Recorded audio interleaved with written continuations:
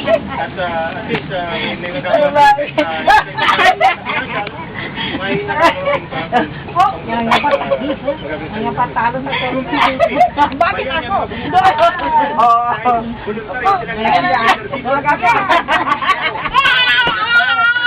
Ayun.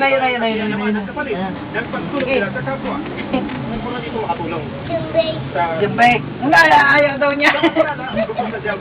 Hindi rin nagpauli ang grupo ito ng Junior Chamber International na pumili ang kanilang taong magbigay ng libre lalo na mga dumagat sa Senegal.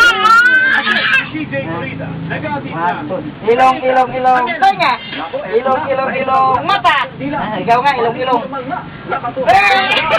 Balik na sa normal na presyo ng bulaklak sa merkado. Kung dati halos 20 hanggang 30% ang itinaas ng presyo ng bulaklak ilang araw bago sumapit ang araw ng undas, kahapon Matero.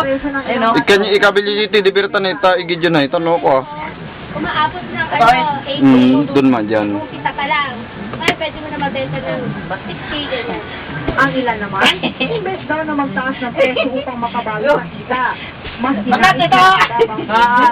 naman masahin madaling malanta. Lo. Yan na po. Sabi niya sa'yo, Sinamantala. ito pa nga to, sabi niya, oy. Ang presyo ng kandila. Oy.